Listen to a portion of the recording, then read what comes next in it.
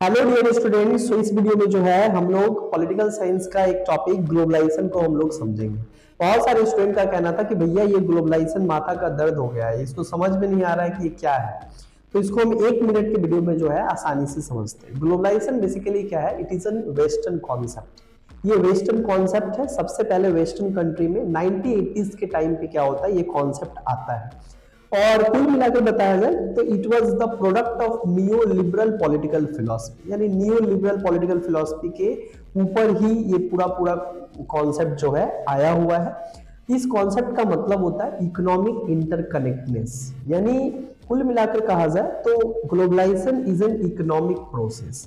ये एक प्रोसेस है जिस प्रोसेस के थ्रू नेशनल इकोनॉमी को वर्ल्ड इकोनॉमी के साथ कनेक्ट करना, जिससे पूरे दुनिया में वैश्विक व्यापार को बढ़ावा दिया जा सके। यानी ग्लोबलाइजेशन अगर तुम कहो तो ग्लोबलाइजेशन का जो कॉन्सेप्ट जिसके ब्रेन से निकल के आया उस व्यक्ति का नाम था रॉबर्ट नॉजिक, और एक व्यक्ति का नाम था एफ ए हैक।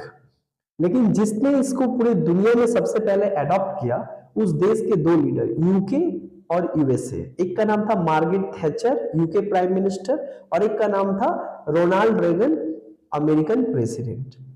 अगर ग्लोबलाइजेशन को ठीक ठाक तरीके से देखो तो ग्लोबलाइजेशन कुछ इंपॉर्टेंट फैक्टर्स के ऊपर आधारित है, जैसे कि ICT, information communication of technology. Information communication of technology आने के बाद फ्री ट्रेड का जो कॉन्सेप्ट है ये बहुत तेजी से क्या होता है, पूरी दुनिया में फैलता है।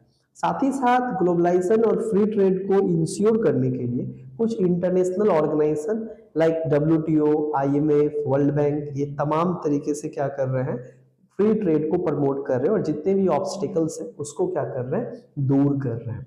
साथ ही साथ ग्लोबलाइजेशन को अगर तुम ठीक ठाक तरीके से देखो तो ग्लोबलाइजेशन में जो है तीन पर्सपेक्टिव है। एक है हाइपर ग्लोबलिस्ट, जिसका कहना है कि ग्लोबलाइजेशन जो है ये पूरे तरीके से नेशनल कल्चर को बर्बाद कर दिया है, यानी नेगेटिव इंपैक्ट है।